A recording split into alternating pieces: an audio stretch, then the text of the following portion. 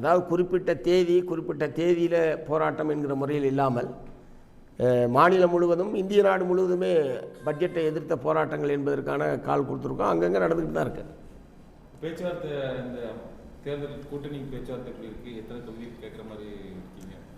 இல்லை, இது வரைக்கும் திமுக தரப்பில் பேச்சுவார்த்தை குழு என்பது அமைக்கப்படலை. வழக்கமாக அவங்க பேச்சுவார்த்தை குழு மூலமாகத்தான் மற்ற கட்சிகளோடு பேசுவார்கள். ஆகவே திமுக பேச்சுவார்த்தை குழுவை அமைத்ததற்கு பிறகு எங்களுடைய குழு சென்று பேச்சுவார்த்தை நடத்தும். பேச்சுவார்த்தை குழுவின் முன்னால் எங்களுடைய எவ்வளவு தொகுதிகள், எந்தெந்த தொகுதிகள் என்பதனால் நாங்கள் தெரிவிப்போம். கூடுதல் தொகுதி கேட்கறதுக்கான வாய்ப்பு இருக்கு இந்த தேர்தல்? இல்லை, ஏற்கனவே நான் சொல்லியிருக்கேன், இரட்டை இலக்கத்தில் மார்க்சிஸ்ட் கம்யூனிஸ்ட் கட்சி போட்டியிட வேண்டும் என்று தீர்மானித்திருக்கிறது. ஆகவே இரட்டை இலக்கத்தில் தொகுதி கேட்டு பெறுவதற்கான எல்லா விதமான முயற்சிகளையும் நாங்கள் மேற்கொள்வோம். தென் மாவட்டங்களில் சீட்டு கேட்கறதுக்கான வாய்ப்பு இருக்கா? 234 பேர் தான். அது என்ன தென் மாவட்டம் வட மாவட்டம் அதெல்லாம் ஒன்று கிடையாது. 234க்குள்ளே எந்த தொகுதி, ஏன்னா இது ஒரு திமுக தலைமையில் இருக்கக்கூடிய இந்த அணி என்பது மிக வலிமையான ஒரு அணி. 234 எந்த தொகுதியில் நின்றாலும் இந்த அணி என்பது வெற்றி பெறும். அதில் எங்களுக்கு எந்த விதமான சந்தேகமும் இல்லை. அதனால் தென் மாவட்டம் வட மாவட்டன்ற பிரச்சனையெல்லாம் இல்லை.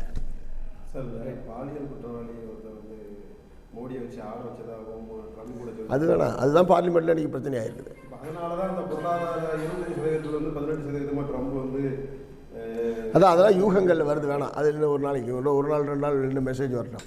இந்தியாவினுடைய பிரதானமான எதிர்க்கட்சி, ஒரு வலுவான எதிர்க்கட்சியினுடைய தலைவராக இருக்கக்கூடிய ராகுல் காந்தி அவர்களை பேச அனுமதிக்காமலும் இந்தந்த பிரச்சனைகளை மட்டும்தான் பேச வேண்டும் என்கிற முறையிலும்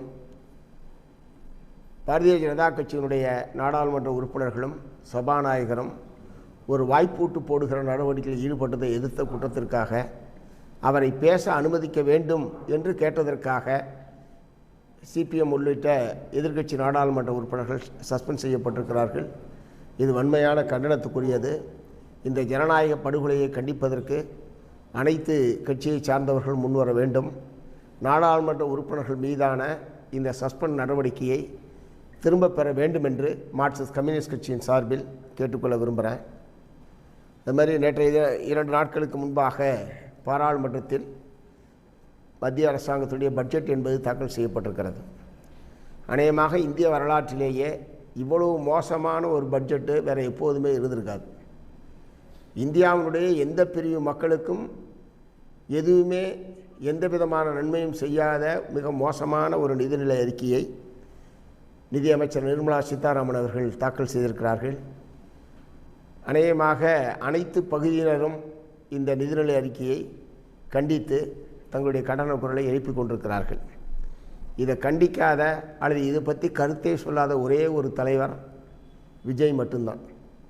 இன்றைய தேதி ஒரு தேசத்தினுடைய நிதிநிலை அறிக்கை என்பது அடுத்த ஓராண்டு காலத்திற்கு அரசாங்கம் என்ன செய்ய போகிறது என்பதற்கான ஒரு அறிவிப்பும் திட்டவட்டமான ஒரு நடவடிக்கை என்பது நிதிநிலை அறிக்கை.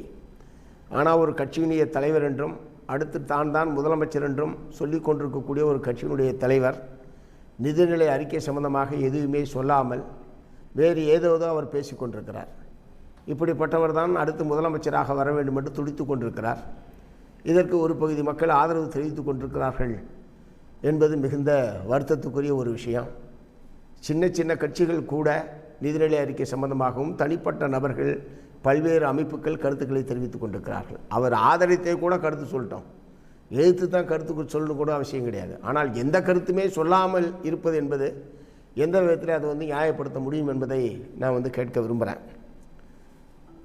இந்த நிதிநிலை அறிக்கையை எதிர்த்து, ஏன்னா இப்போ அதில் முக்கியமாக பிபிஜி ராம்ஜி என்கிற அந்த மகாத்மா காந்தி தேசிய ஊரக வேலை உறுதி சட்டத்தை ரத்து செய்துவிட்டு விபிஜி ராம்ஜி என்கிற ஒரு புதிய சட்டத்தை அவர்கள் நிறைவேற்றினார்கள்.